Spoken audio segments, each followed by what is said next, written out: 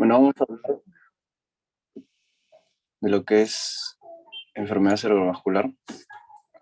Este sí es un tema muy, muy rentable, muy importante, porque en todos los ENAM siempre ha venido una pregunta de enfermedad cerebrovascular, ¿no? Y en los últimos, es más, han venido hasta 2 o 3 preguntas de enfermedad cerebrovascular, o sea, siempre vienen, ¿no? O sea, la enfermedad cerebrovascular es como infarto e hipertensión en cardio, que siempre va a venir un examen, o como patología tiroidea, diabetes, que es lo que hemos hablado en endocrino. Así que vamos a ver cosas muy puntuales. Ya primero tenemos que saber bien lo que es la circulación, ¿no? Vamos a explicar la anatomía vascular y de poco ya les voy a ir resaltando las cosas importantes, ¿no? Entonces nosotros vamos a tener 2 compartimientos, un compartimiento posterior y un compartimiento anterior, ¿no? Un compartimiento posterior que se llama vértebro basilar o el compartimiento anterior que es el compartimiento de la carótida interna, ¿ya? Entonces estas 2 arterias que nosotros tenemos acá van a ser las arterias vertebrales, ¿no? Ahora, la arteria vertebral emite un ramo, ¿no? Que viene a ser lo que es esta arteria de acá, que es la arteria cerebelar posterior inferior, ¿no? O también llamada la pica, ¿ya? Y también emite esta rama, vamos a poner un acá, que es la arteria espinal anterior, ¿ya? Listo. Ahora, cuando se unen ambas arterias vertebrales, van a formar esto que asienta sobre el puente, que ya saben que es la arteria basilar, ¿ya?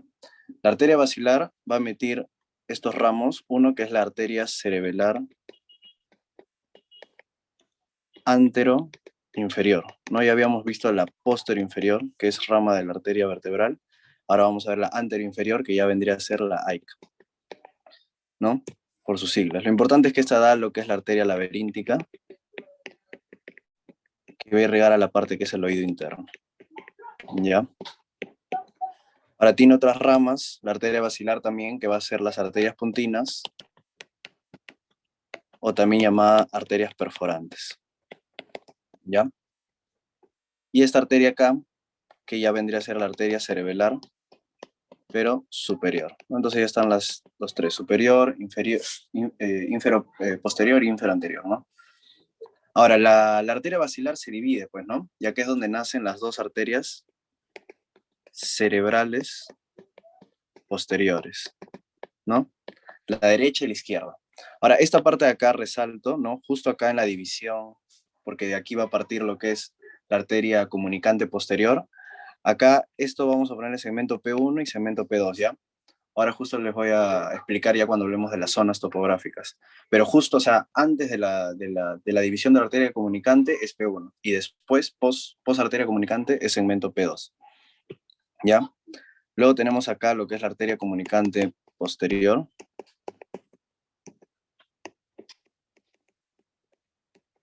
Esta ramita de aquí, bueno, primero el tronco, ¿no? Estos 2 troncos, acuérdense que es la arteria carótida interna, ¿ya? Y ramas de la carótida interna, tenemos la arteria coroidal anterior. Esta sí vamos a hablar en las zonas topográficas, que es más que todo profunda, su irrigación. La arteria coroidal anterior, lo que es la arteria oftálmica, y luego ya esta rama que es la arteria cerebral media, ¿ya? Y de aquí viene lo que es la arteria cerebral anterior, ¿no? Estas 2 cosas indican la arteria cerebral anterior. Igual, este comienzo acá es el segmento A1 y este segmento de acá es el segmento A2, ¿no? Y lo que los une, aquí esto que los une, es la arteria comunicante anterior, ¿no? Entonces tenemos toda la parte, como les dije, la circulación posterior, que viene a ser todo lo que es la parte vértebro basilar, ¿no? Todo esto de acá es nuestra circulación posterior. Mientras todo lo que tenemos acá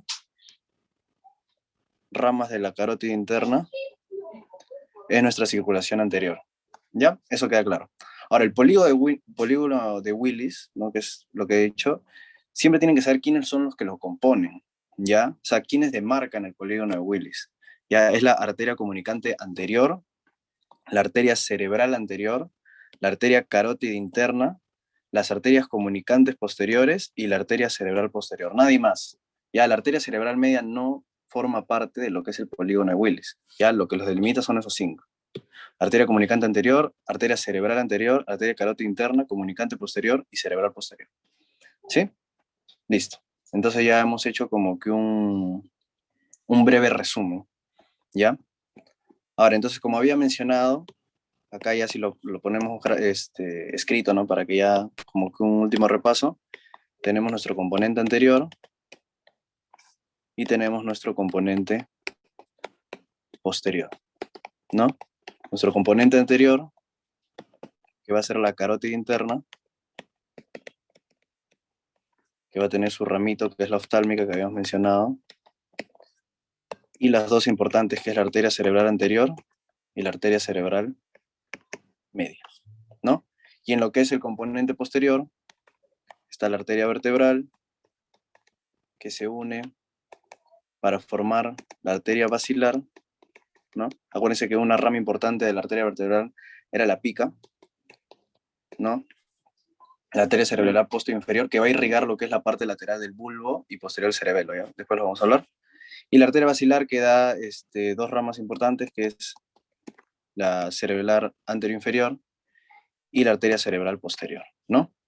Ahora, con lo que respecta a las cerebrales, los vamos a dividir, ¿no? En segmento A1, en segmento A2, en segmento M1, la media, M2, que la M2 se divide en dos, en superior o frontal, o en inferior o temporal, ¿ya? Y la arteria cerebral posterior también se divide en P1, P2. ¿Listo? Hasta ahí, claro lo que son los compartimientos. Ahora, para que se guíen en este dibujo, a qué arteria es cada una, lo que está de rojo corresponde a lo que es la arteria cerebral anterior, ¿ya? Lo que está de verdecito corresponde a lo que les había dicho, que era la arteria coroidea anterior, ¿ya? Que era rama de la carótida, les había dicho.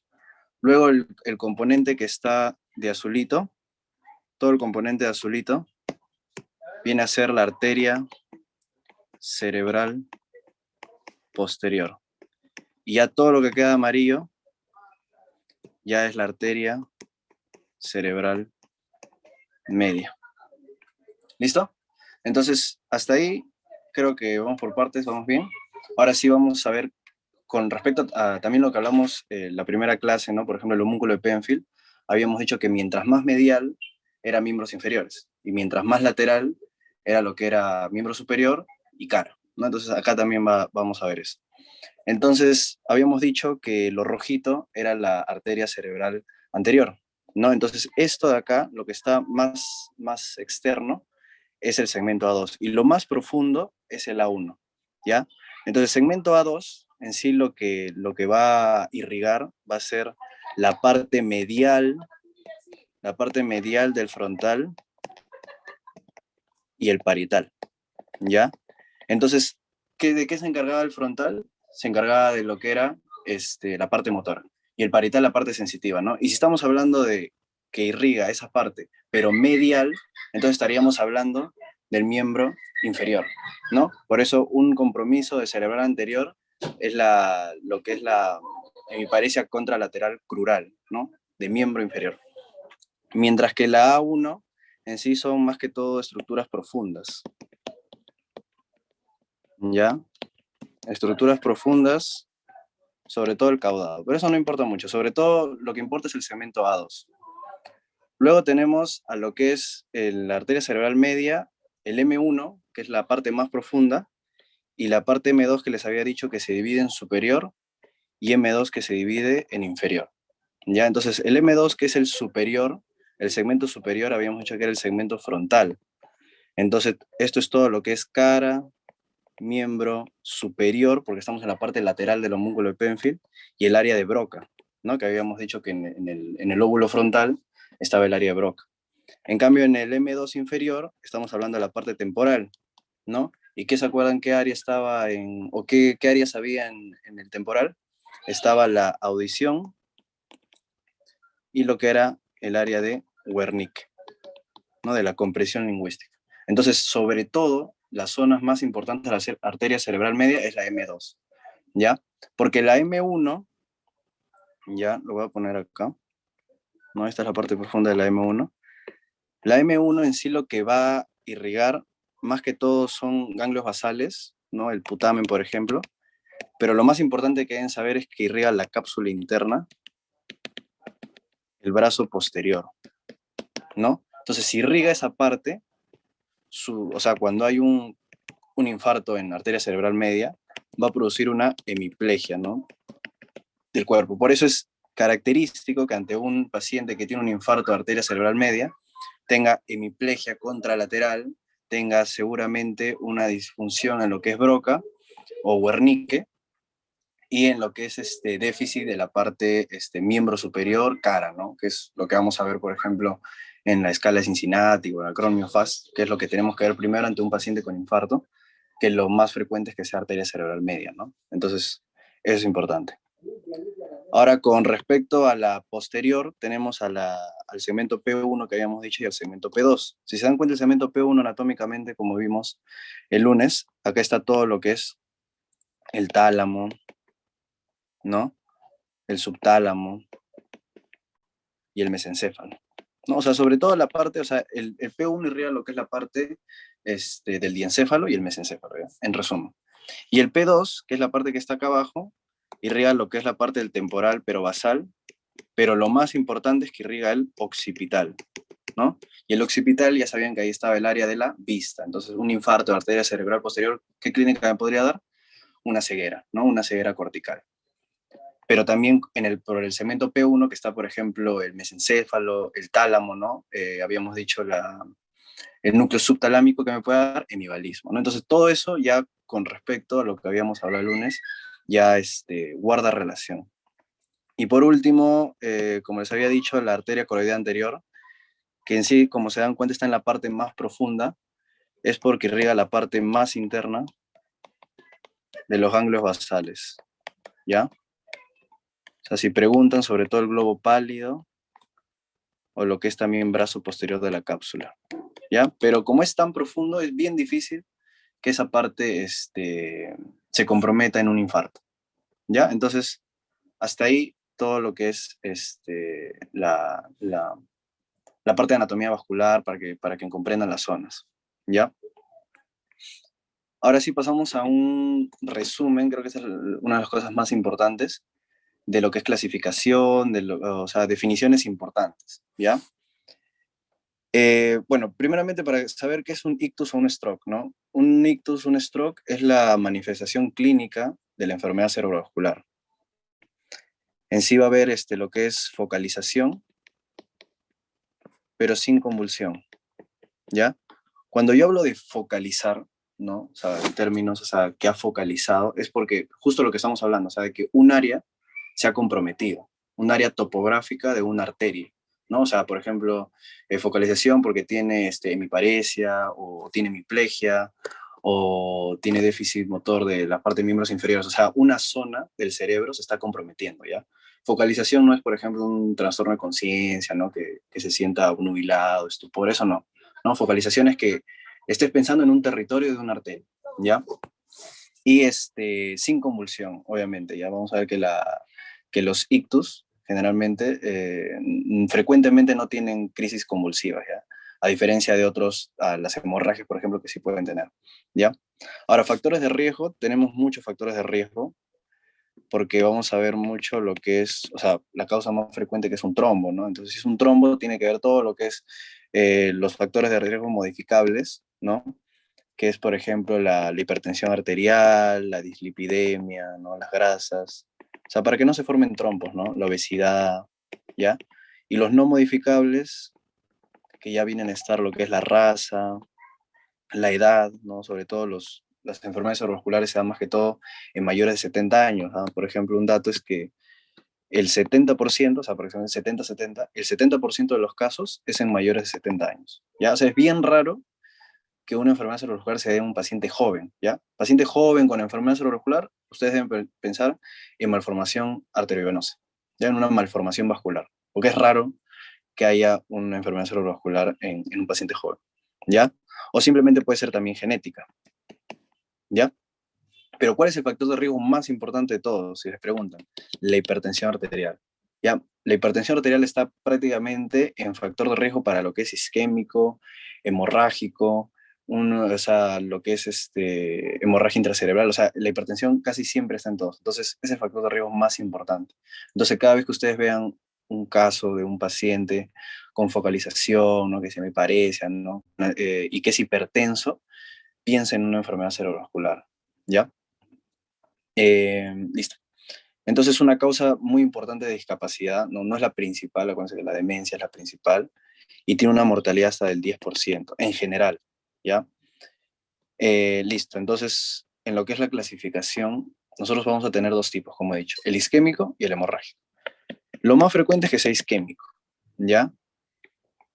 Y el 15% es hemorrágico. ¿Por qué pongo 80-15? Porque a veces, o sea, en algunas clasificaciones ponen a la trombosis dentro de lo que es el isquémico, ¿no? Pero lo pueden poner aparte, la trombosis, ¿no? En el libro está como que un poquito más detallado cosas de lo que es la trombosis, de los senos venosos, pero datos importantes, el lugar más frecuente de trombosis va a ser el seno sagital superior, ¿ya? Seno sagital superior, lo que yo voy a utilizar es un ATAC con contraste, ¿ya? Porque ahorita vamos a ver que lo que yo siempre pido ante una sospecha de enfermedad cerebrovascular siempre es un ATAC sin contraste, ya porque en el ATAC con contraste voy a ver lo que es el signo de delta vacía, ya. Así se preguntan signo de delta vacía, ¿dónde se ve? En trombosis de senos, ya. Pero el de elección, ojo, el de elección es la resonancia magnética, ya. Y el tratamiento, como es una trombosis, ¿no? Es anticoagulación. Y si por les preguntan, ¿no? Un dato, ¿cuáles son indicaciones de anticoagulación en fase aguda? O sea, ¿a quiénes yo le doy anticoagulación sí o sí en lo que estamos hablando, ¿no? De enfermedad cerebrovascular? En dos casos. En el primero que estamos hablando, en la trombosis de senos venosos, o en la disección aórtica. Perdón, disección carotídea, ¿no? Entonces son los únicos casos que yo puedo dar anticoagulación desde el inicio. Porque, por ejemplo, ahorita que vamos a ver en enfermedad cerebrovascular isquémica, tenemos que ver parámetros para ver si yo le doy anticoagulación o no. ¿Ya? Pero en estos casos sí le doy desde el comienzo. ¿Ya? Entonces, listo. Lo más frecuente que tenemos es el isquémico. ¿Ya? El isquémico lo podemos dividir en global o focal. Ahora, ¿por qué? O sea, ¿qué se refiere con global? ¿No? En general, o sea, que se ha isquemizado todo el cerebro. O sea, y eso es muy, muy infrecuente, pues, ¿no? ¿Y en qué circunstancias puede dar? Ante un paciente hipotenso, pues, ¿no? Si disminuye la presión arterial, disminuye el flujo sanguíneo, si disminuye el flujo sanguíneo, disminuye el oxígeno, y por lo tanto hay hipoperfusión, ¿no? Entonces hay una isquemia, ¿no? Pero general, ¿no? Pero esto sobre todo se da en las zonas corticales, bueno, en zonas de frontera. Pero no es lo más frecuente. En cambio, lo más frecuente es que sea focal, ¿no? Que una zona se isquemice. Y eso generalmente es por una obstrucción de arteria terminal, ¿no? Que es lo que vamos a ver, que sea arteria cerebral media, que sea cerebral anterior, posterior, ¿no? O sea, es más que todo territorial, ¿ya? Entonces, cuando nosotros vamos a dividir lo que es el tipo focal, podemos tener uno, lo que es el ataque transitorio isquémico, ya que ese es aproximadamente el 20% de todos los focales. Entonces, siempre tienen que acordarse que qué es lo que lo caracteriza a un ataque transitorio isquémico. Uno es que no presenta isquemia, ¿ya? Cuando tú veas en la resonancia magnética, en ataque, tú le vas a pedir, porque ha venido con clínica, porque si va a hacer su clínica, te va a salir negativo. O sea, no vas a ver áreas de hipodensidad, ¿no? Que es lo que vamos a ver en los tipos isquémicos, ¿no? Que hay hipodensidad. No va a haber nada, o sea, va a ser un ataque normal, ¿ya? ¿Y cuál es lo otro característico? Que este déficit que hay, ¿no? El déficit neurológico, que puede ser un trastorno motor, ¿no? Dura menos de 24 horas. O sea, esa es la definición. Ya, si te preguntan cuánto debe durar un ataque isquémico transitorio, es menos de 24 horas. Ahora, pero en general, la mayoría de los pacientes, ¿en cuánto tiempo ya resuelven sus síntomas? En menos de una hora, ¿no? La mayoría mejora en menos de una hora, ¿ya? Pero por definición es menos de 24 horas, ¿ya? Ahora, la localización, todo depende de la localización de la carótida, ¿no? Porque estos ataques transitorios generalmente son dependientes de lo que es circulación anterior, de lo que les había hablado, ¿ya? Entonces la localización va a depender de carótida, ¿ya? Y una de las más frecuentes, ¿no? Porque es chiquita que se obstruye, ¿no? Acá les puse la más frecuente, es la arteria oftálmica, ¿ya? Por lo tanto, la mayoría de pacientes que tienen ataque transitorio vienen con lo que es una amaurosis fugaz, ¿no? Por un momento. Ahora, otros vienen, por eso les digo, en un caso clínico les pueden poner paciente que viene con un trastorno motor, ¿no? Hemiplegia o hemiparesia de un lado, pero de una hora y que después resolvió espontáneamente, eso es un ataque transitorio, ¿ya? La causa más frecuente va a ser émbolos, ¿ya? Émbolos arterioarteriales, ¿ya? Y básicamente eso, nada más. No lo vas a tener que tratar nada porque es un ataque transitorio y no ha habido isquemia, ¿ya? Ahora, nos vamos por la otra parte que es el 80%, que son los ya infartos, pues, ¿no? Cuando ya se ha infartado una zona, este es el 80%, ¿no? La mayoría. O sea, ¿qué me quiere decir un infarto? A ver un momento. Ya. Que ya ha habido isquemia, por lo tanto, en la TAC o en la resonancia van a salir hallazgos de isquemia, ¿no? Positivo. Ahora, de los infartos, ¿cuáles son los tipos?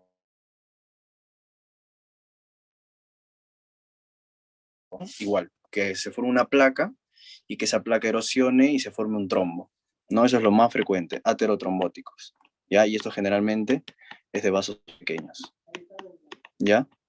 Pero igual puede obstruir lo que es la arteria cerebral media, que acuérdense siempre que es la más frecuente que se obstruye, ¿no? Entonces, siempre los casos típicos que vienen es por obstrucción de arteria cerebral media. Luego están los cardioémbolos, ¿no? Que como dice su nombre, acuérdense que si les preguntan, ¿no? Trombo no es lo mismo que émbolo. Bueno, trombo es el que se queda ahí, ¿no? Cuando se erosiona una placa, ¿no? Y se forma ahí un trombo. Émbolo es el que se mueve. Entonces, si a ustedes les preguntan causa más frecuente, y saben, o sea, cualquier patología, igual de por ejemplo, un tromboembolismo pulmonar, y les ponen trombosis, y el otro dice émbolo, o sea, marquen émbolo porque es el que se mueve, ¿ya? Trombosis cuando es ahí nomás. Entonces, cardioémbolos es el 20%. Entonces, ¿por qué se dan cardioémbolos? Su nombre lo dice, porque se ha formado un trombo en el corazón y ese se ha movido y ha subido por este ventrículo izquierdo, ¿no? Aorta y se ha ido a las arterias cerebrales, ¿no? Acuérdense que la causa más frecuente, o no la causa más frecuente, el factor de riesgo más importante es la fibrilación auricular, ¿no? Porque la fibrilación auricular, ¿qué hace? Hace que haya éstasis en la aurícula, ¿no? Porque hay un disturbio, entonces se comienza a formar un trombo. Y si les preguntan patología valvular más frecuente que produce esto, es la estenosis mitral, bueno, porque como no se abre esa válvula mitral, ahí en la parte izquierda del corazón se forma un trombo, ¿ya? Entonces, como son émbolos, esto es más frecuente que sean vasos grandes, ¿ya? Y lo más frecuente, como les digo, es la arteria cerebral media, el 80%, ¿ya? Ahora tenemos otros tipos de infarto que ya son los lacunares, que igual también pueden ser 20%. Los lacunares, como dice su nombre, como una laguna, son multiinfartos, ¿ya? Generalmente estos los vamos a ver en pacientes hipertensos mal controlados, ¿ya? A veces podría simular.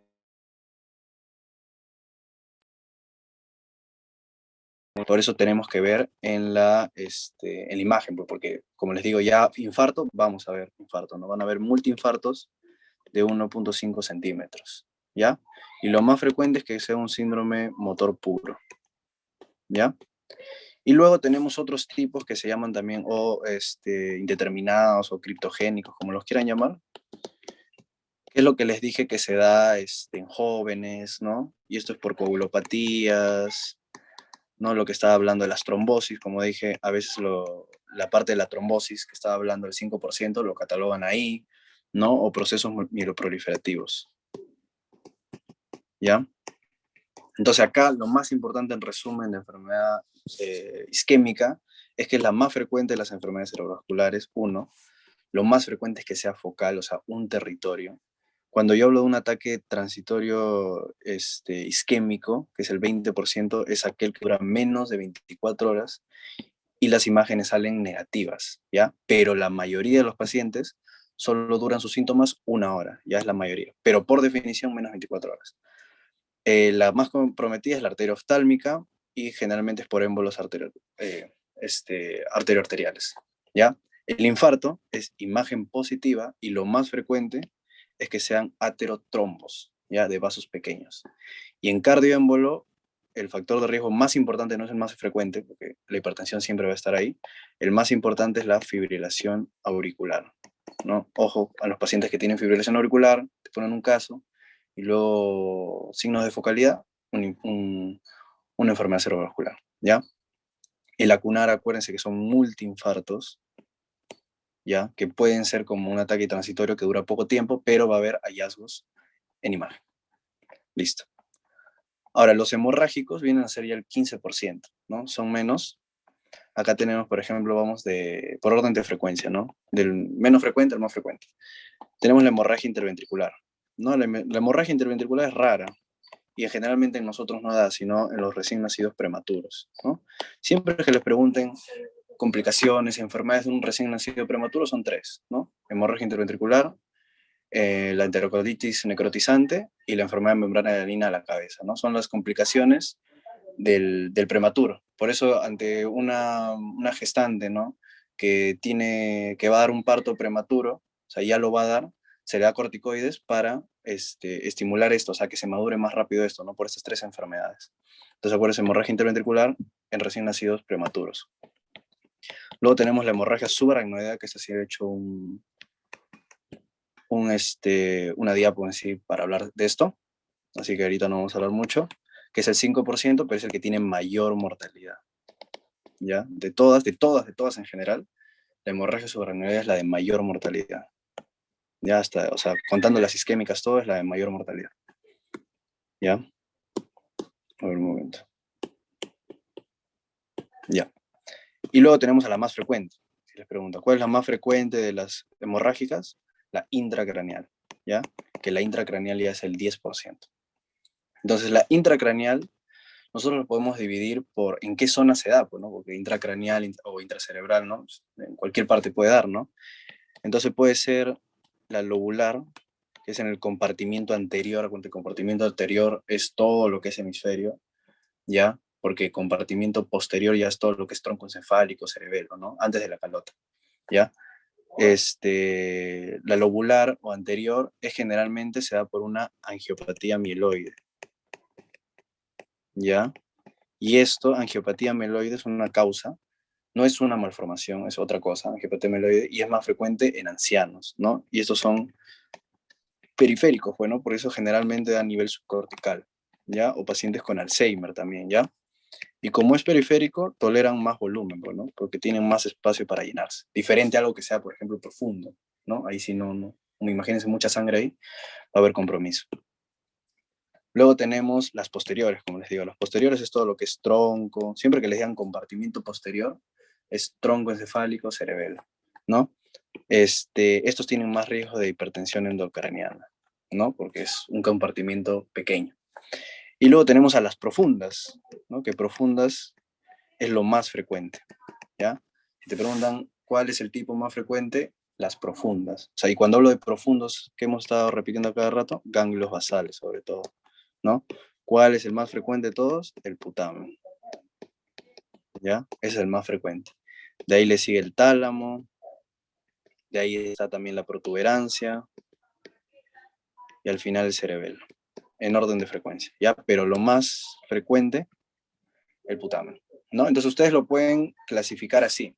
Ahora, por ejemplo, para cosas de exámenes, otro tipo de clasificación, por ejemplo, como les había dicho, si son profundas o son superficiales, ¿no? Si son profundas, el factor de riesgo que acá no lo puse, es la hipertensión, como estaba diciendo, la hipertensión es lo más importante.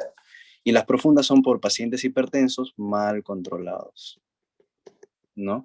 Mal controlados. En cambio, si es superficial, hay que pensar dependiendo de la edad. Como le dije, si es joven o si es anciano. Si es anciano, pensar en una malformación arteriovenosa. Si es anciano, en una angiopatía mieloide. ¿Ya? Entonces, eso es importante. Y acá no lo puse, también está en el libro lo que hablo de malformaciones vasculares, ¿no? O sea, por si les preguntan así, cosas importantes, malformaciones vasculares, el mejor, porque han preguntado ahora en el último ENAM, o sea, el examen inicial siempre, que yo sospeche de una enfermedad cerebrovascular, siempre va a ser la TAC sin contraste, ¿ya? Entonces, si les preguntan examen inicial o el primero que pediría es la TAC, porque yo tengo que ver primero ante qué estoy, pues, ¿no? Pensando en lo más frecuente que puede ser isquemia o no, ¿no? Ahora, si te preguntan el de elección, o sea, una vez que yo ya hice mis exámenes iniciales y quiero ya confirmar, es otra cosa, ¿no? El de elección para malformaciones vasculares es la resonancia magnética con contraste. Ya, entonces cuando hablamos de malformaciones vasculares, por eso les digo, les pueden preguntar, ¿no?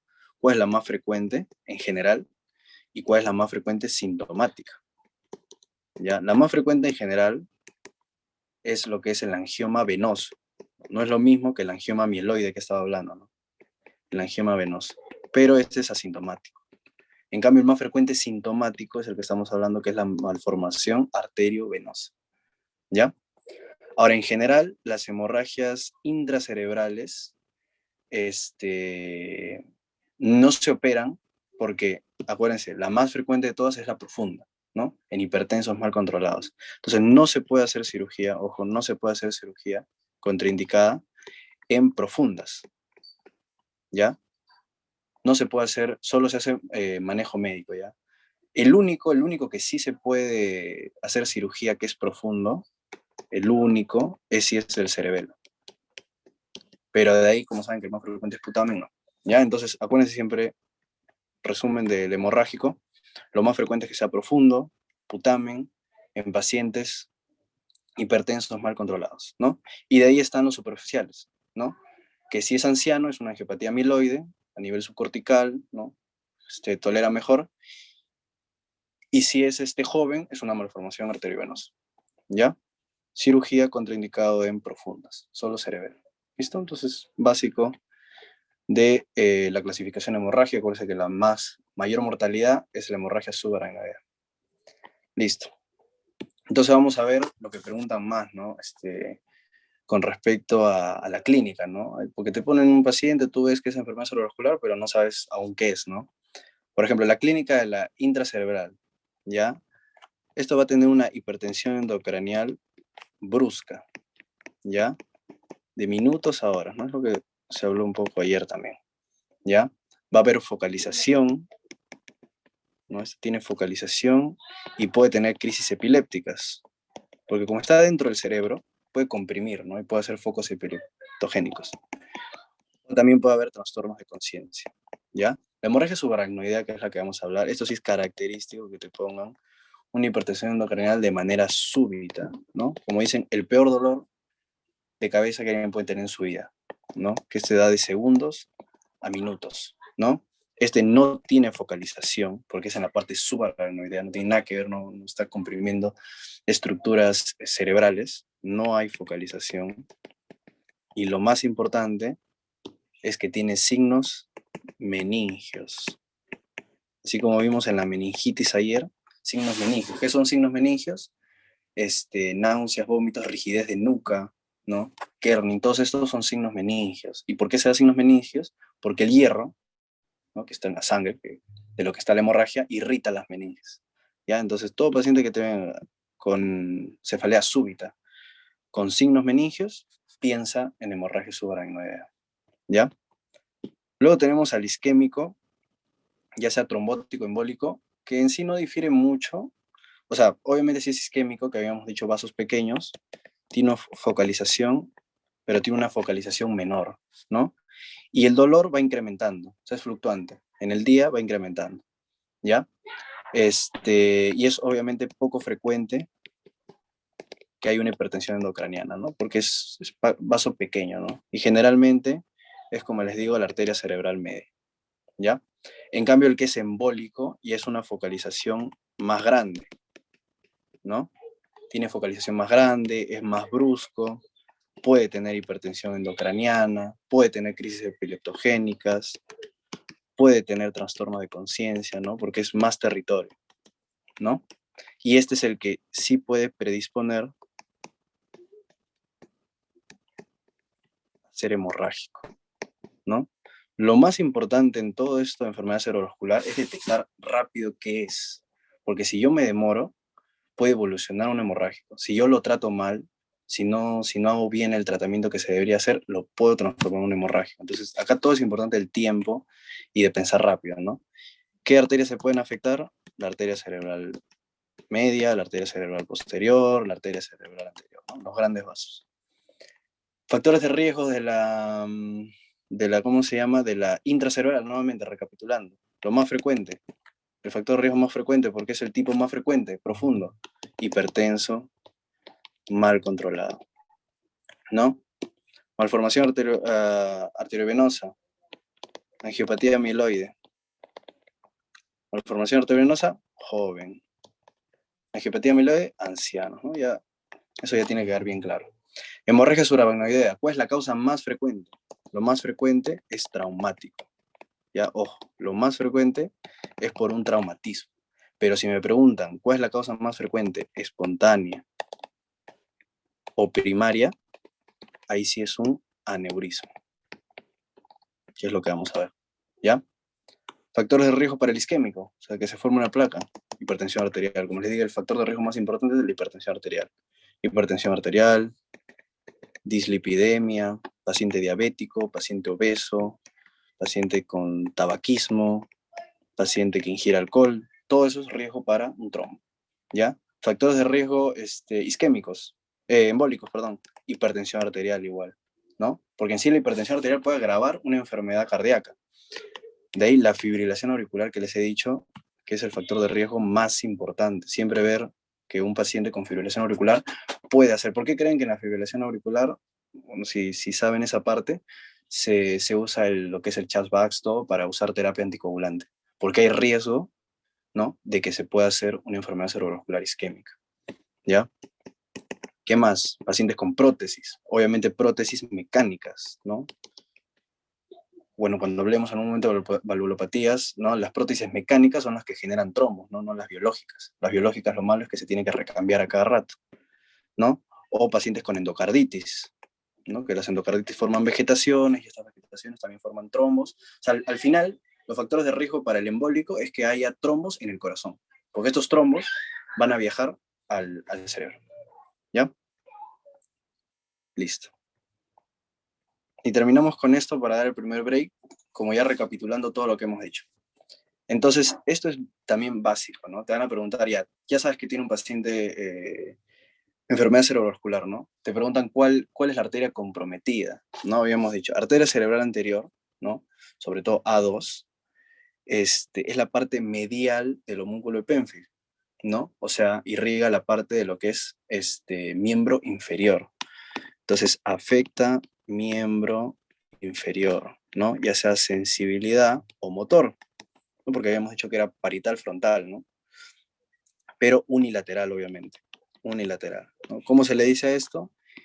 Hemiparesia crural contralateral, ¿no? Acuérdate que siempre habíamos dicho que se decusa todo al final, ¿no? Entonces, obviamente el problema está en la primera motoneurona, ¿no? En lo que es corteza, siempre es contralateral, ¿no? Si se afecta a la cerebral derecha, el lado malo es el izquierdo. ¿Ya? Entonces, eso es lo más frecuente, hemiparesia crural contralateral. Ahora, ¿qué más habíamos dicho? Que es la parte anterior, ¿no? Del frontal, entonces se va a afectar lo que es el prefrontal. Y habíamos hablado del prefrontal la primera clase, ¿no?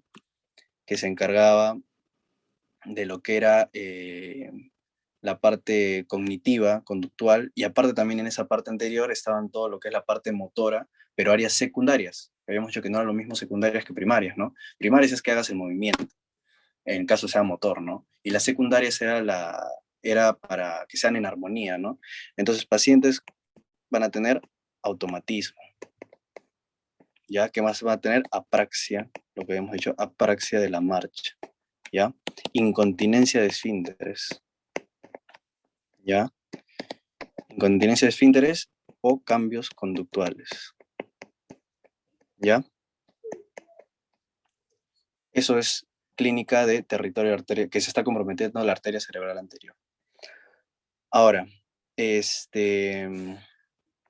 no, no confundir muchas veces esto de incontinencia, ¿no? Porque a veces también te ponen ataxia, otra cosa es que te pongan, lo digo como dato, pero lo van a ver más en neurocirugía. Otra cosa es que te digan ataxia más incontinencia urinaria más demencia. ¿Quién sabe qué es esto? Los leo en el chat. ¿Alguien sabe qué es ataxia más incontinencia urinaria más demencia? ¿Qué es? ¿Alguien? Nadie, nadie, nadie. Ya, esa es la triada, para que sepan, de la hidrocefalia normotensiva. O también llamada de Hacking Adams. Entonces, son datos, o sea, que les digo para que no confundan, ¿no? O sea, si ven así como ataxia, puede parecer, ¿no? Y dice incontinencia, ¿no? Y ya vas a marcar, ¿no? Cerebral anterior, no. Ya esa es una hidrocefalia normotensiva. Igual el caso vendría diferente, ¿no? Pero les estoy agregando un dato. Ahora, el territorio de M1, habíamos dicho que es el más interno, ¿no? Esto no tiene mucha importancia porque en sí puede afectar lo que es el hemicuerpo, ¿no? Ya sea motor o sensitivo, si se afecta la cápsula, ¿no? Lo que sí, por ejemplo, puede ser una hemianopsia, ¿no? Una hemianopsia homónima contralateral sin respeto macular, ¿no? Entonces, todo esto ya lo estamos repasando, ¿no? ¿Quién me da una hemianopsia homónima contralateral? ¿No? Esto es porque se están afectando las radiaciones, ¿no? Porque habíamos dicho que ¿quién respeta la mácula? Cuando el defecto es en el occipital, ¿no? En el área de la corteza visual. Ahí sí se respeta la mácula. O sea, es también una hemianopsia homónima contralateral, pero con respeto macular. Pero si es en las radiaciones o en las cintillas, no se respeta la mácula. ¿Ya? Y el M2 es el que importa, ¿no? Ya sea porque habíamos dicho que el M2 se divide en frontal o superior, o se divide en temporal o inferior, ¿no? Entonces, el frontal, si hay un defecto, ¿qué me puede dar? Una fascia de Broca, ¿no? ¿Y qué me puede dar? Una hemiparesia, y como es la parte lateral del homúnculo de Penfield, miembro superior y miembro inferior, fascio braquial, ¿ya? O una afasia de Wernicke, ¿no? Ahora, ¿qué más puede haber? Una disociación oculocefálica, ¿no? Que habíamos dicho, en el frontal estaba este centro, que era para que la mirada se vaya al otro lado. Obviamente, si hay un infarto, la mirada se va a desviar al lado enfermo, ¿no? Porque no va a poder ir en contra. ¿Ya? Entonces, esto sí es muy importante, ¿no? O a veces si se afecta el M1, hace lo que les había dicho, la hemiplegia contralateral, ¿no? O sea, que toda la parte, como se daña el brazo posterior de la cápsula interna, toda la mitad del cuerpo contralateral se paraliza, ¿no? Hay una hemiplegia. Listo. Entonces, esas al menos son las más importantes que les he dicho. Ahora, como datos, ya la arteria cerebral posterior, habíamos dicho el P1 es el más interno, habíamos dicho que se divide en mesencéfalo, porque irriga la parte del mesencéfalo y el diencéfalo, ¿no? Si se afecta la parte de lo que es el mesencéfalo, va a ser un síndrome que se llama síndrome de Weber, ¿ya? Que es la parálisis del tercer par, más una hemiparesia contralateral. Ya, eso es el síndrome de Weber. Parálisis del tercer par, más una hemiparesia contralateral. Y si se afecta el diencéfalo, dependiendo, ¿no? Por ejemplo, puede ser un síndrome de Guérin-Rousseau, que es por afectación talámica, o puede ser un hemivalismo, que ya lo hemos hablado y lo vamos a volver a hablar en trastornos extrapiramidales, es cuando se daña la sustancia, el núcleo subtalámico, ¿ya? En cambio, el P2, que hemos dicho que es la parte ya del occipital, obviamente va a dar una hemianopsia homónima contralateral, pero con respeto de la mácula, porque se está infartando la zona, el área de visual, ¿no? Y también, como está en la parte de atrás, también afecta, o sea, si es que se afectaría las áreas visuales secundarias, que no tienen nada que ver con la primera, o sea, la primaria es para ver, podría haber alexia, ¿no? Alexia sinagrafia, ¿no? ¿Ven? Todo con respecto a lo que hemos hablado. Ahora, si se afectan vasos perforantes, esto generalmente más se asocia a lo que habíamos hablado que eran los infartos lacunares, ¿no? Porque son vasos chiquitos. Habíamos dicho infartos lacunares, menos de 1,5 centímetros, ¿no? Entonces pueden hacer distintos síndromes motores, no importa mucho. Si se afecta la arteria vértebro-basilar, les había dicho, ¿no? ¿Qué irriga la cerebelosa posterior inferior? La parte látero-dorsal del bulbo. Entonces, ¿cómo se le llama a ese síndrome cuando se infarta la parte látero-dorsal del bulbo? Síndrome de Wallenberg, ¿ya? Síndrome de Wallenberg es el infarto látero-dorsal del bulbo, ¿ya? Que tiene dos clínicas, o sea, tiene una clínica ipsilateral y tiene una clínica contralateral. La clínica ipsilateral es que va a tener apraxia, se va a afectar el noveno par, el décimo par, la rama mandibular del quinto, y hasta puede ser un síndrome Horner, ¿ya? Y contralateral, una hemianestesia. Una hemianestesia termoalgésica. Eso lo pongo como otro agregado, la verdad es que no es muy importante que se lo sepan. Y si afecta la parte del tronco basilar, obviamente, que es un gran tronco, sí puede llevar a coma, ¿no? Coma y alteración de pares craneales, ¿ya? Y si se afecta la carótida interna, puede simular la clínica de arteria cerebral media, ¿no? Solo que como es un tronco grande, se va a demorar en obstruirse completamente, entonces tiene un inicio insidioso, ¿ya? Porque demora la obstrucción. Entonces, lo que sí quiero que sepan sí o sí, paciente con hemiparesia crural contralateral, miembros inferiores, más incontinencia de esfínteres, eso sobre todo, pensar en arteria cerebral anterior. Ya, hemiparesia crural, cuando te diga solo miembro inferior con incontinencia de esfínteres, a la parte de abajo, arteria cerebral anterior. Si te dicen hemiplegia, de arranque toda la mitad del cuerpo, o te ponen hemiparesia facio-braquial, o es un paciente que tiene alguna fascia de Broca o Wernicke, lo más probable es que sea la media, ¿no? Y esta, acuérdense que es la más comprometida. Por eso que la mayoría de pacientes que siempre, si han hecho ya prácticas, o la mayoría siempre es paciente con hemiplegia, ¿no?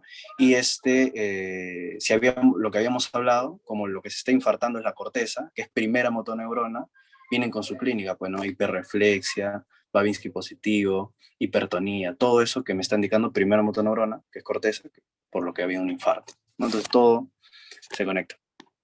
Y ya, bueno, de acá, acuérdense que el mesencéfalo está, perdón, lo que es el síndrome de Weber y estos síndromes, ¿no? Bueno, el hemiolismo ya lo vamos a hablar.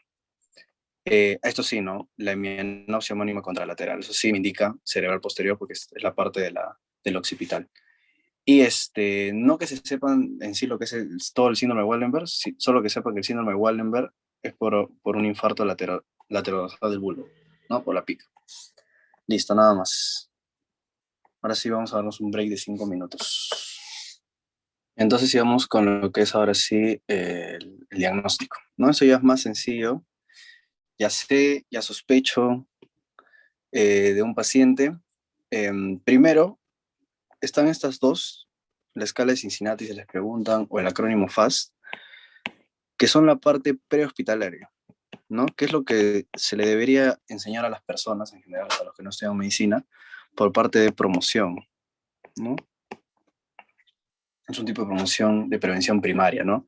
Porque vamos a ver que lo más importante para tratar, sobre todo un ACV isquémico, o ver el tiempo, ¿no? Ya sea hemorragia, la isquemia, mucho depende del tiempo. Mientras más precoz se haga el diagnóstico, el manejo es mucho mejor. Entonces se hace esta escala, este acrónimo, para que las personas desde antes ya pueden saber que están ante un infarto, ante una enfermedad cerebrovascular, ¿ya?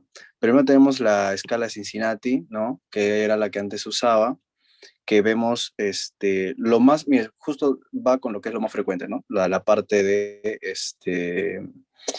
de afectación de arteria cerebral media, ¿no? Porque si se dan cuenta, si fuera otra arteria no serviría la escala de Cincinnati ni el acrónimo FAST que vamos a hablar, ¿no? Porque es desviación de la comisura labial, ¿no? Debilidad de extremidad superior y alteración en el habla, ¿no? O sea, prácticamente eso sería la parte facial, la parte del miembro superior, y esto sería, eso de alteración en el habla, ¿quién me dice qué sería? ¿Qué se estaría afectando? A ver, si va entendiendo todo. ¿Qué se estaría afectando en esa parte de alteración en el habla? ¿Alguno? ¿Alguno que sepa? Si hay alteración en el habla, ¿qué se está afectando? ¿Qué área se está afectando? Nadie, nadie, nadie. Bueno, se estaría afectando lo que es el área de Broca, ¿no? Ahí está bien. Sí, el área de Broca. Entonces, esto todo es lo que justo estamos hablando, que es territorio de arteria cerebral media, ¿no? Es lo más frecuente, ¿no? Obviamente, si es otro, se fría, pues no vamos a poder saberlo. O sea, un médico sí, ¿no? Pero ya para enseñarle acá a todas las personas por cada territorio, no, pues no. Entonces, si tan solo uno de estos es positivo, acuérdense, si tan solo uno de estos es positivo, y hay hasta 72% de probabilidad que estemos ante una enfermedad cerebrovascular, ¿ya? Y lo otro que es el acrónimo FAST, que es lo mismo, ¿ya? Porque viene de la parte de face, de arms, de brazos, speech, de habla, y la parte del tiempo, que es lo importante, ¿no? Face, que va a ser lo que es la simetría facial, lo mismo, ¿no? Arms, que va a ser la debilidad de los miembros superiores, ¿no? Speech, que va a ser la dificultad para el habla, y el tiempo, que es, o sea, antes, si ya yo estoy viendo esto, tengo que llamar a emergencias. Entonces, si se dan cuenta, si les preguntan también, podría ser una pregunta, el escala de Cincinnati, el acrónimo FAST, ¿a qué su clínica, ¿no? O sus parámetros, a qué territorio cerebral estaría refiriéndose, ¿no? Arteria cerebral media, pues no se dan cuenta. Entonces, en el diagnóstico, lo primero que yo debo pedir siempre, como les digo, es un TAC sin contraste. Es lo primerito. TAC sin contraste. Ya, es el estudio inicial. Les he dicho cómo diferenciar muchas veces, por ejemplo, una hemorrágica con una isquémica, ¿no?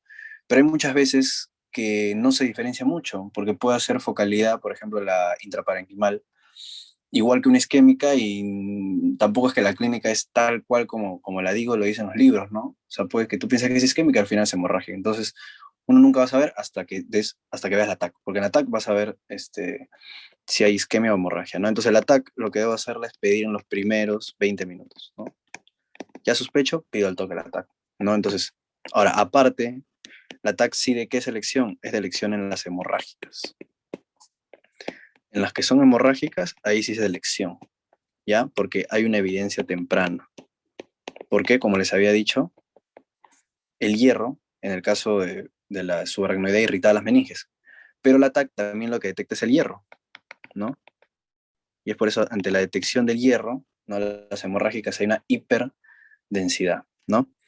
Pero no es la de elección en lo que es isquémico, ¿no? Porque yo recién voy a ver los cambios isquémicos en lo que son 24, 48 horas, ¿no? O sea, si un paciente ha comenzado con su enfermedad recién 6 horas, el ataque no se va a ver, ¿no? Pero al menos ya voy a saber que no es hemorrágico, pues, ¿no? En cambio, la resonancia magnética sí es la de elección en isquemia, ¿se acuerdan de eso? ¿Ya? Esa sí es de elección en isquémicas, ¿ya? Porque verán las áreas de hipointensidad desde temprano, ¿ya? Ahora también, ¿por qué es buena la resonancia? Porque va a observar mejor lesiones en fosa posterior, que les digo que es profunda, ¿no? En el tronco, ¿no? En el cerebelo, fosa posterior o áreas ocultas, ¿no? O sea, cuando tú estás casi seguro que es una enfermedad cerebrovascular y no estás viendo nada en el ataque, le pides una resonancia, ¿no? Entonces, si te preguntaran de elección en isquémica, es resonancia. Pero si igual me preguntan inicial, así tú piensas que es una isquémica, la TAC sin contraste, ¿ya? Otros estudios que puedo utilizar es, por ejemplo, el angiotem, ¿no? O la arteriografía. Bueno, más que todo cuando pensemos en aneurisma, ¿no? Pero eso ya es como para confirmar la causa. Pero siempre de arranque, siempre estudio inicial, TAC, sin contraste. De elección en hemorrágicas, acuérdate que demora la TAC 24 48 horas, este es un dato importante para evidenciar isquemia, por eso de elección en isquémicas,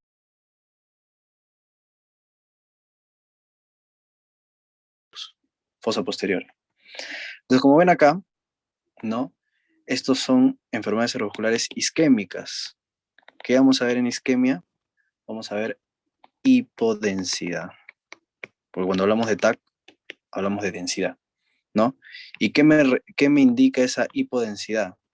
Es que ya es un infarto establecido. O sea, ya se isquemizó esa área. Ya esa hipodensidad es eso, ¿no? Entonces, cuando hay una isquemia, en sí lo que hay es un daño axonal difuso. ¿Ya? Daño axonal difuso. Entonces, acá les he puesto algunos signos que podrían preguntar, pero que no sé si se ve bien en la imagen. Justo las flechas lo señalan, que por ejemplo este es el signo del ribete insular. ¿Ya? En la parte que era la ínsula, el lóbulo de la ínsula, que habíamos dicho, hay estas zonas de hipodensidad, ¿no? Y lo que me indica, ¿no? Para que sepan, es que es un infarto de arteria cerebral media, ¿no? Un infarto isquémico, ¿ya? Ahora, este otro, si se dan cuenta, bueno, no sé si se ve bien en la imagen, pero hay un área de hiperdensidad, ¿no? O sea, sabiendo que es, por ejemplo, ya sabes que es estás seguro que es un isquémico, y ves hiperdensidad, eso se le llama hiperdensidad de la arteria cerebral media, ¿ya? Entonces esto se da por la obstrucción, y esto acuérdense que es un signo precoz, ¿no? Porque hasta ahora todavía no está la isquemia, porque si no ya habría hipodensidad, es signo precoz y de mal pronóstico, ¿ya? Pero lo que quiero que saquen sobre todo es esto, ¿no? Que en la TAC veo hipodensidad, ¿ya?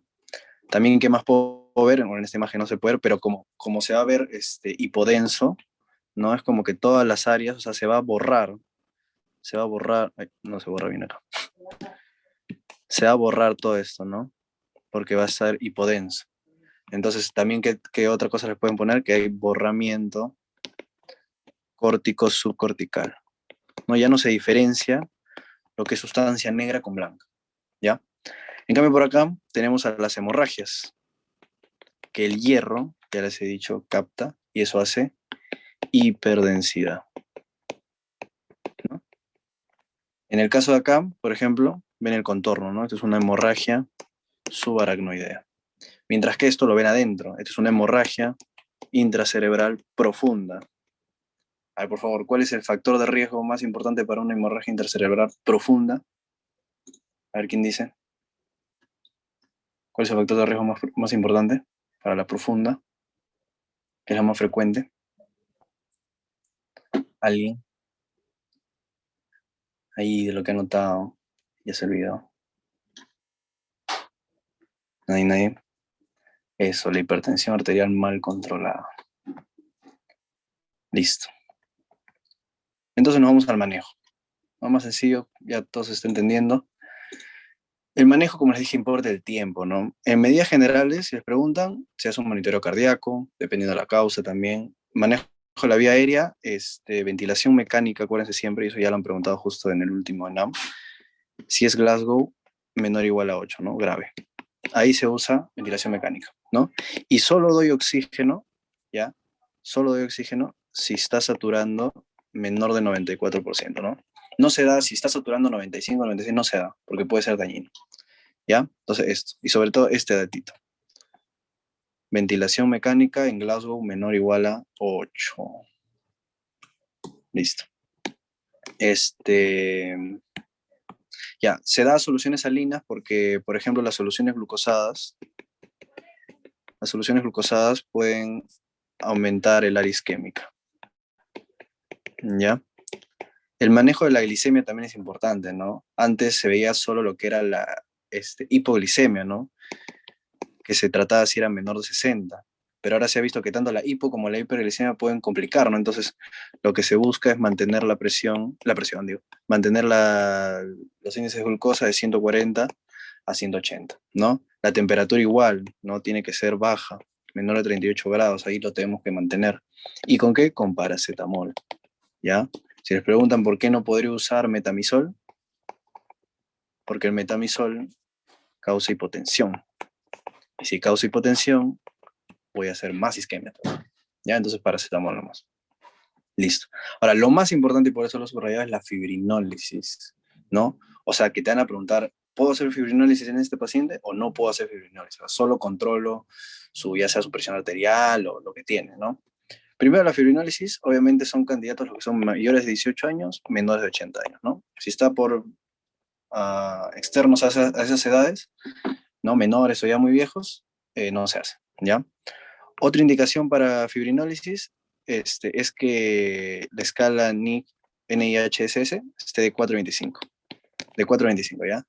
Esta escala, ya para que sepan, es una escala de severidad para el ACV isquémico. Ya, la escala de severidad NIHSS, ¿ya?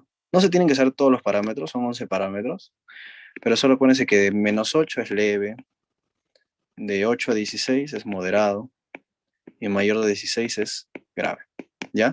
Entonces, solo una puntuación de 4.25 yo puedo hacer fibrinólisis. Si es mayor de 25, ya no puedo hacer fibrinólisis, ¿ya? Entonces, y es más, algunos dicen que debería ser de 8 a 25, solo que ya eso es de que igual lo tratan con 6, con 7, eso ya depende también de la persona, ¿no? Pero si es evidencia 1A, que mayor o igual a 25 ya no. ¿Listo? Entonces ya, ahí ya vamos viendo respecto a la edad, respecto a la escala de severidad. Ahora, ¿cuál es el medicamento que se usa? La alteplasa, pues, ¿no? ¿No? Para destruir ese trombo. ¿Cuándo se usa? 0.9 miligramos por kilogramo en 60 minutos. Tiene que ser rápido, ¿ya? O sea, el riesgo de hacer esta fibrinólisis es que tú transformes un isquémico en un hemorrágico, ¿no? Y lo empeores. Máximo lo puedo hacer en 90 minutos, pero 60 minutos. Ahora el tiempo, por eso era tan importante lo que habíamos hecho del ámbito prehospitalario, ver la escala Cincinnati, el acrónimo FAST, porque en sí se recomienda usar fibrinólisis cuando el cuadro ha comenzado hace menos de 3 horas, ¿no? Este sí es evidencia 1A. Pero se ha visto también que se puede todavía usar cuando todavía ha pasado de 3 a 4 o 5 horas, ¿no? Pero esta es evidencia B. Entonces, si te preguntan punto de corte en general, o sea, cuánto ya es lo máximo que puede haber desde que comenzó el cuadro y puedo usar fibrinólisis, es 4.5 horas, ¿ya? Pero lo ideal es que lo hagas en las 3 primeras horas, ¿no? Por eso es importante pedir el ataque en los primeros 20 minutos, hacer el diagnóstico todo rápido, ¿ya? Ahora, esto que a veces muchos se confunden, esto de la condición de la presión arterial, o sea, cuando yo doy fibrinólisis, solo doy fibrinólisis si la presión es menor de 185 sobre 110. O sea, este es el punto de corte, o sea, no porque vean el paciente en 180 sobre 100, 110, por ejemplo, que podrían pensar que es alto, piensen en bajar la presión arterial y recién hacer la fibrinólisis, ¿no? No se hace porque, o sea, esta presión alta es un mecanismo de respuesta compensatoria que tiene el cuerpo, ¿ya? Entonces, que han preguntado, este es el corte, ya 185 sobre 110. Hasta ahí yo puedo tratar. Si se pasa de eso, o sea, digamos, va al cuadro 3 horas, digamos, ¿no? Y tiene esa presión que es mayor a lo que es 185, 110, yo tengo que bajar eso. Pero si mientras yo bajo eso ya pasó de las 3 horas, perdón, de las 4.5 horas, yo ya no le puedo hacer fibrinólisis. Entonces siempre acuérdense, pasa el punto 4.5 horas, ya sea que estén manejando la hipertensión, otras cosas, ya no se hace fibrinólisis, ¿no? Entonces, si es que estaría subida, ¿no? Ponte 190, 120, pero sigo en el rango de 4.5 horas, yo tengo que bajar ahí sí esa presión, ¿no? O si es que está baja, mantenerla, ¿no? Tampoco la tengo que bajar mucho. Siempre lo ideal es mantenerla de 180 a 105. Como digo, es un mecanismo de compensación. Y si en caso estoy todavía en el tiempo, tiene la presión elevada y la quiero bajar al punto de corte, 185, 110, uso la Betalol, 10 a 20 miligramos intravenosa en 1 a 2 minutos. ¿Ya? Se repite una vez nomás. Repite una vez. ¿Ya? Listo. Nada más. ¿Cuáles son los efectos adversos de la fibrinólisis? O sea, lo que no se quiere. La hemorragia, pues, ¿no? La hemorragia en el 30% de los casos, para que vean por qué se ve tanto esto del tiempo, ¿no? Aparte también puede hacer angioedema, pero eso sí se puede tratar. o también está contraindicado en pacientes que reciben abcicimab, ¿ya? Pero sobre todo el tema de la hemorragia.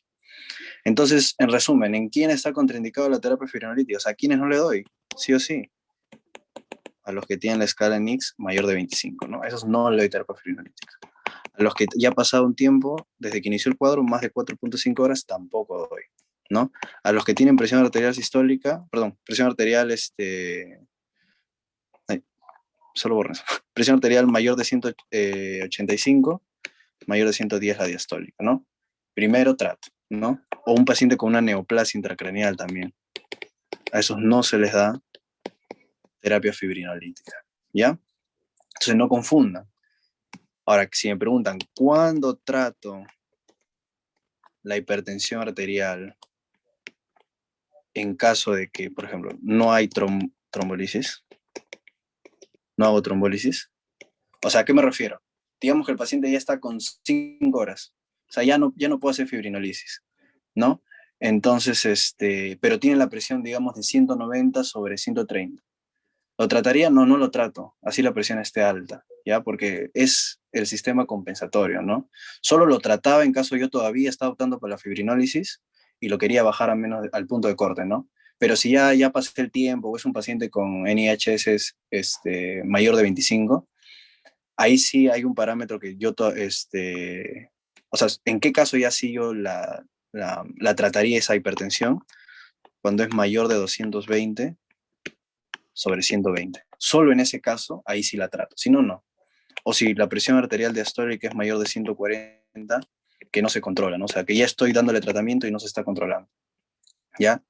Y bueno, esto más que todo lo vamos a ver en emergencias hipertensivas, pero acuérdense que se baja la presión de a pocos, no de golpe, ¿no? Solo el 15 al 20%. Y si te dicen la presión arterial diastólica, 25%, ¿no? Porque si bajo muy rápido, puedo hacer hipotensión y puedo hacer más zona de isquemia, ¿ya? Listo. Para manejo preventivo, al igual que en un paciente con infarto,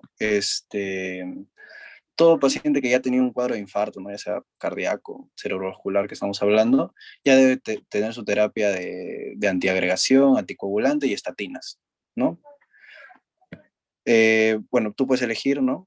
Si darle aspirina o clopidogrel, ambos son antiagregantes, acuérdense. La anticoagulación, ¿cuándo la debo iniciar? Depende del ¿cómo se llama? Ahí lo escribí mal. De la escala de severidad, ¿no? Si fue pequeño, o sea, si fue puntaje de 8, yo inicio la anticoagulación a los 3 días, ¿no?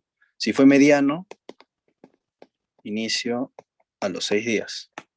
Voy duplicando, ¿no? Y si fue grande, inicio a los 12 días. O sea, mientras más grave fue, me espero más, ¿ya? Y las estatinas, obviamente, es para estabilizar las placas, pues, ¿no? Que hemos dicho que lo más frecuente es que sea aterotrombótico, ¿no? Por placas. Ahora hay algo que justo lo leí en el CTO, ¿no? Que es prevención secundaria de las estenosis carotidas sintomáticas, ¿no? ¿Cuándo yo podría, o sea, cuál es el tratamiento que hago, ¿no? En caso haya estenosis. Por ejemplo, si es menos del 50% de la obstrucción, es no significativo, ¿ya? Entonces a estos pacientes solo le doy antiagregación plaquetaria, nada más. Ahora, si es de 50-70% ahí yo podría pensar en lo que es la operación, que es la endarterectomía. Esta operación cardiovascular es muy difícil, ¿ya? Si pocas personas han hecho estas operaciones, por eso tienes que tener, o sea, si en caso es del 50-70% y tú quieres operarlo, tiene que ser un paciente joven, un paciente que no tenga diabetes, un paciente que tenga esperanza de vida mayor de 5 años o que tenga riesgo quirúrgico menor de 6%, ¿no? Que eso se ve en el riesgo anestesiológico, ¿no? Entonces, solo ahí podría ser endarterectomía. Ahora, si es mayor del 70%, ahí sí, de frente. Se tiene que hacer endarterectomía, ¿ya? Pero si es una estenosis del 100%, ya no hago cirugía, ¿no? Porque como les digo, es una cirugía con alto riesgo. Solo hago antiagregación, ¿ya? Pero en resumen, si les preguntarían cuándo hago endarterectomía en una estenosis carotídea, cuando la obstrucción es mayor del 70%, ¿ya? Pero no porque sea 100% también, ¿eh? Estoy diciendo que cuando es completa tampoco se hace.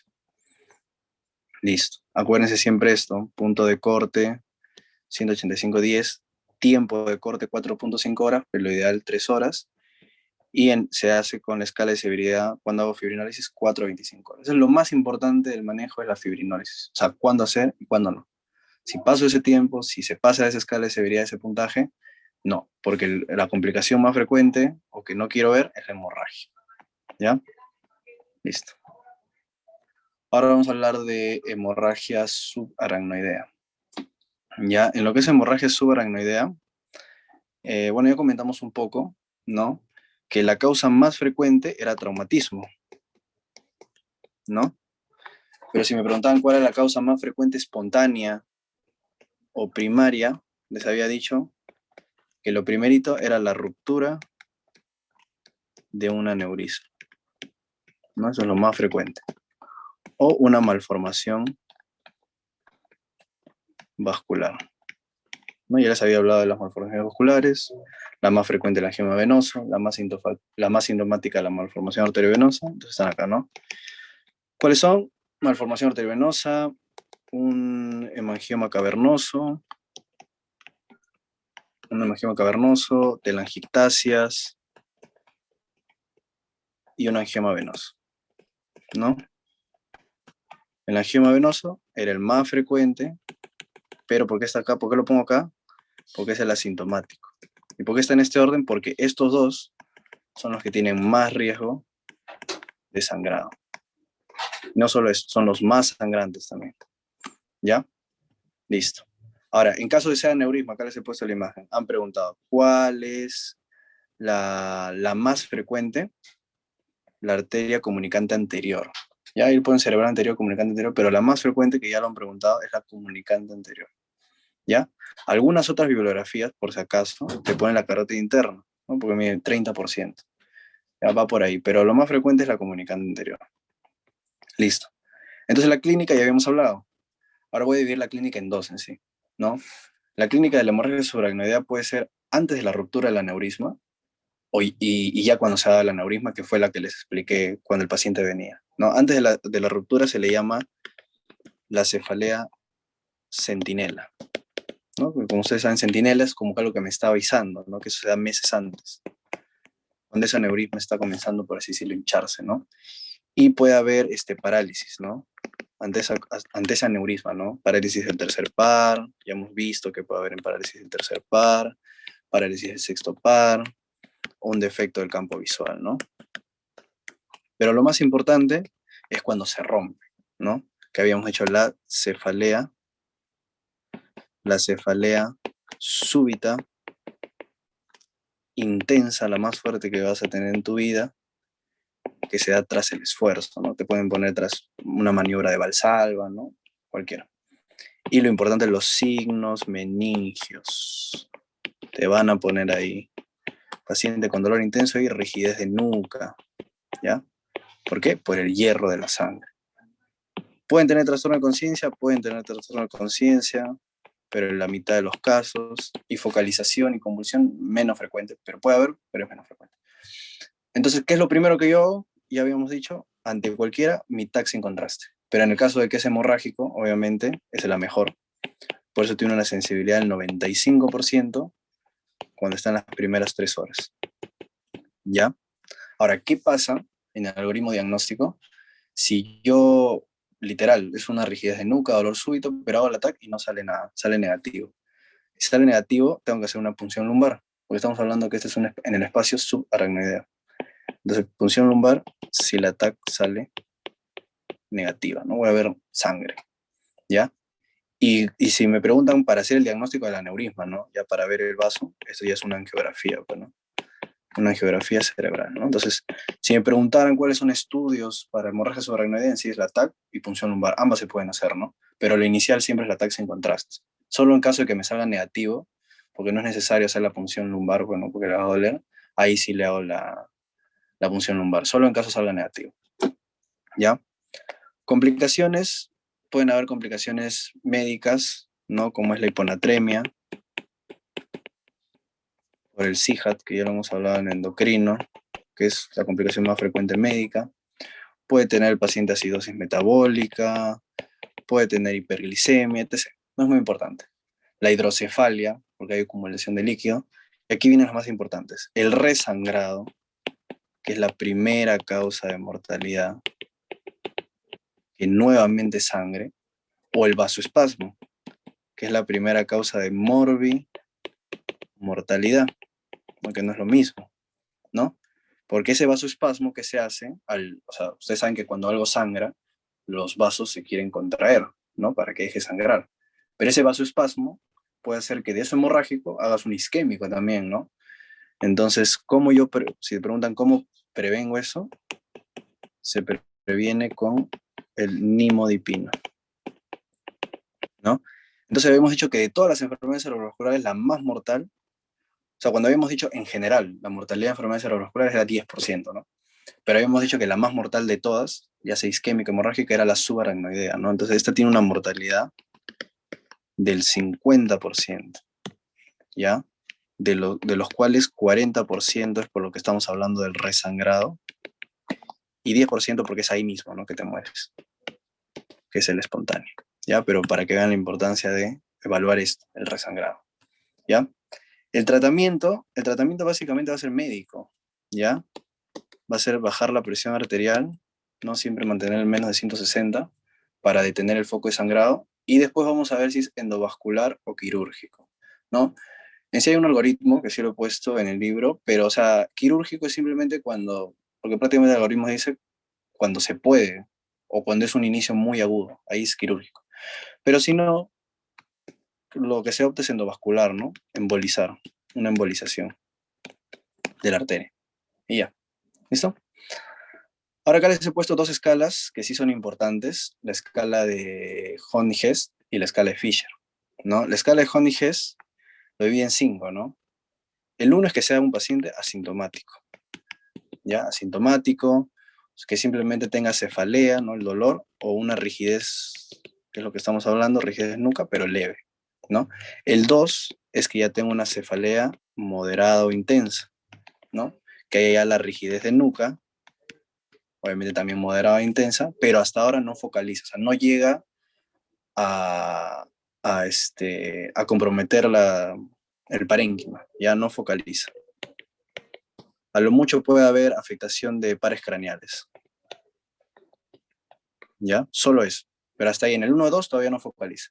A partir del 3 ya comienza a focalizar, ¿no? Para el 3 ya hay disminución del sensorio. Por ejemplo, puede estar el paciente obnubilado, puede estar confuso, ¿no? Y ahí lo que les digo, la focalización, pero leve, a partir del 3, ¿ya? O sea, puede haber un déficit motor, ¿no? Pero ahí nomás. El 4 ya es un trastorno sensorio severo, ¿no?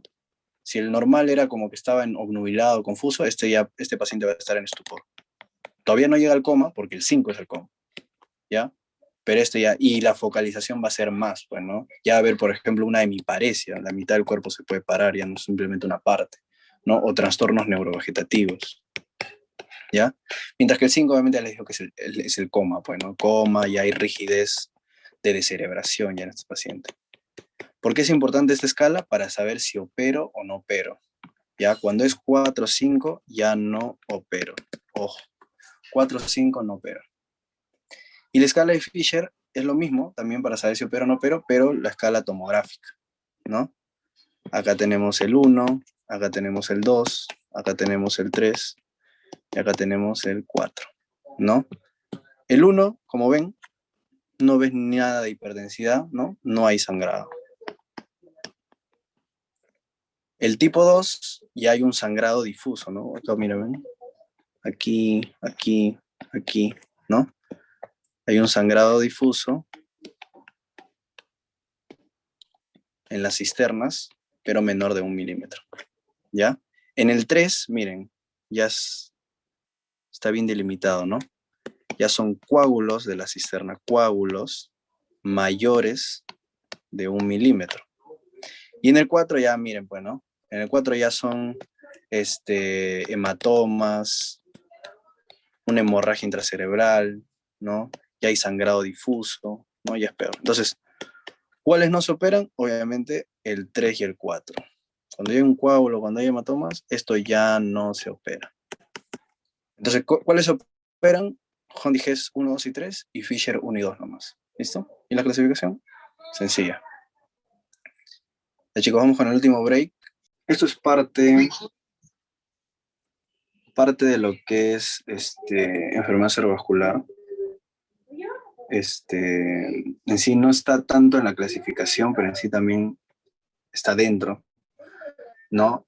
Más que todo es un tema también de neurocirugía. O sea, en sí todo lo que es enfermedad cerebrovascular, todo lo que hemos hecho, va a estar tanto en el libro de neurología como en neurocirugía, porque va para ambos, ¿no? Porque hemos visto que también puede haber tratamiento quirúrgico en caso se requiera, ¿ya? Así que vamos a hablar de lo que es hematomas. Eh, Cosas puntuales, ¿no? Prácticamente de los bancos de neurocirugía, la mitad de preguntas es sobre hematomas, ¿no? Entonces es lo más importante que deben saber, o sea, más de la mitad, por así decirlo. Entonces, ¿qué es un hematoma epidural? Vamos a comenzar por las definiciones, o sea, el espacio, ¿no? El espacio que hay entre el hueso y la dura madre, ¿no? O sea, si ponemos un dibujo acá, tenemos, por ejemplo, la calota, ¿no? Este va a ser el hueso. Acá tenemos a la dura madre, ¿no? Acá tenemos a la aracnoides y acá tenemos a la pia madre, ¿no? Entonces, entre la dura madre y el hueso está el espacio epidural. Por lo tanto, acá van a estar los hematomas epidurales, ¿no? Entre lo que es la dura madre y entre dura madre y aracnoides,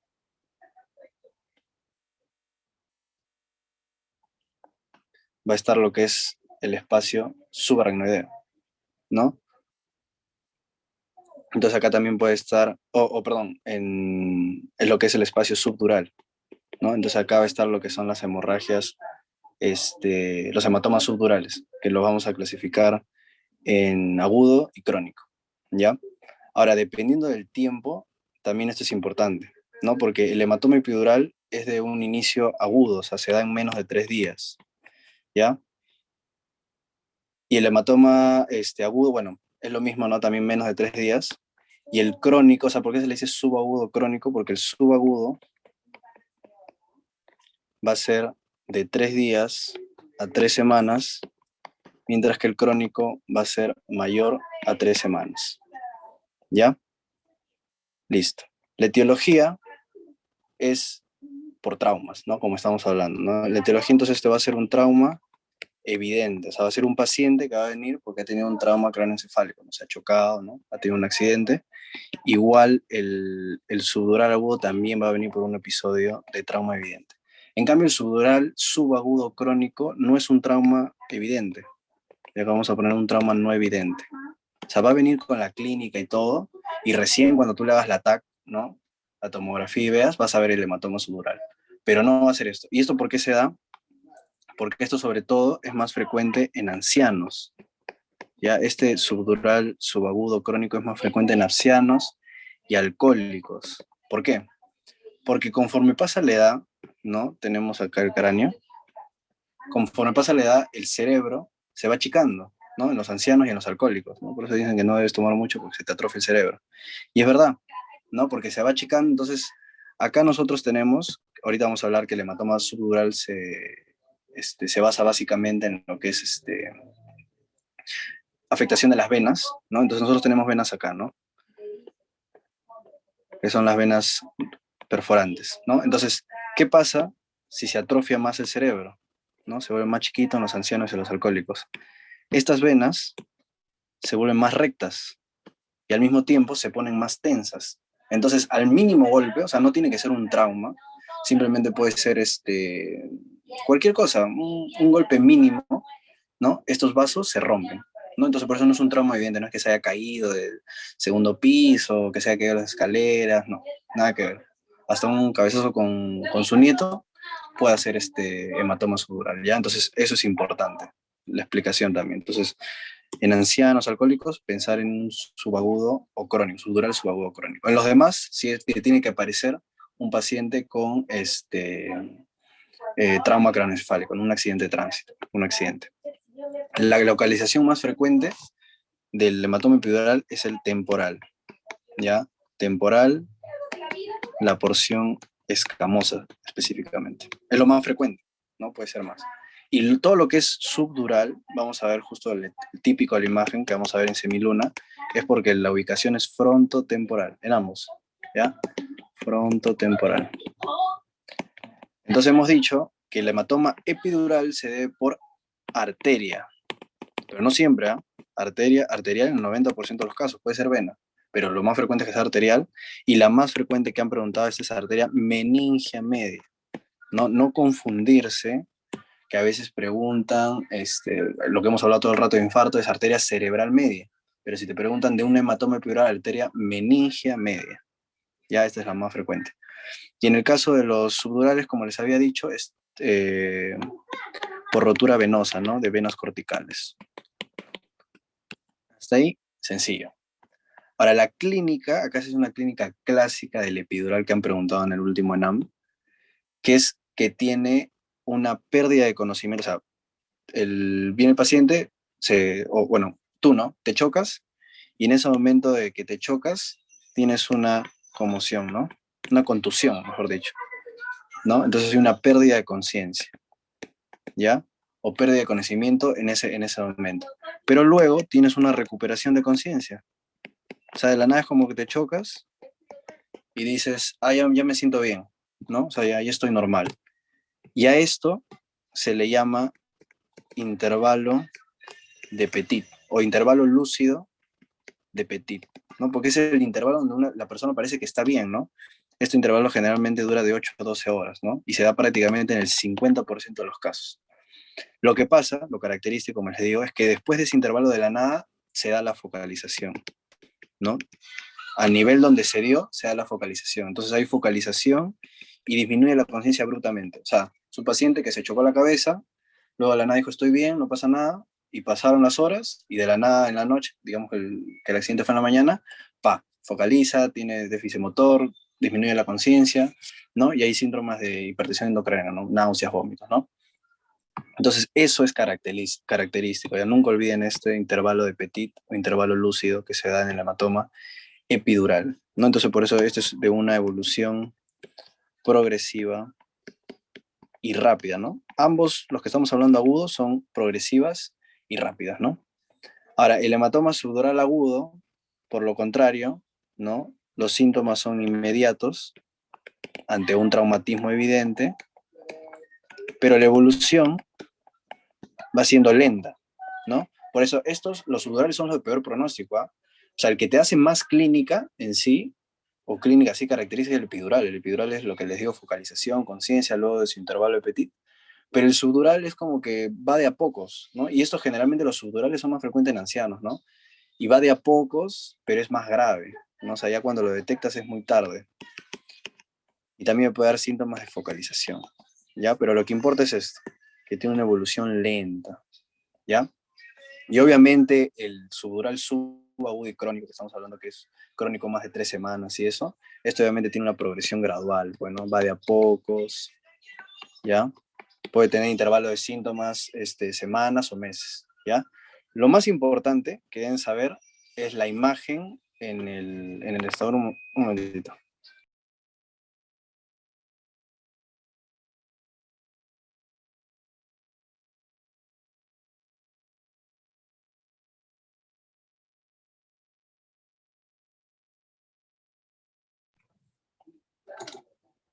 Ya, chicos. Ya. Entonces, lo que le está diciendo, y al final lo más importante que siempre les van a preguntar es la imagen tomográfica. Ya, en el hematoma epidural, si se dan cuenta, ven esto, que se da una hiperdensidad, ¿no? Que es el hematoma, obviamente. La hiperdensidad, pero la forma, es lo que importa, ¿no? La forma en lente biconvexa, ¿ya? Eso es lo más importante, biconvexa, ¿ya? En cambio, los subdurales, si se dan cuenta, tienen esta forma. Acuérdense, S, subdural S de semiluna, ¿no? Igual, como es un hematoma, es hiperdensidad de sangre. Hiperdensidad, ¿no? En forma semilunar. Ya en forma semilunar, ¿ya? Y este sí puede cruzar las líneas de sutura, ¿ya? Pero no cruza la línea media, ¿ya? En cambio mira, como ves que es gordito, genera efecto más, ¿ya? En cambio, miren, otra cosa que diferencia al subagudo crónico, como ya ha pasado tiempo, miren, el subagudo, o sea, también ven acá, ¿no?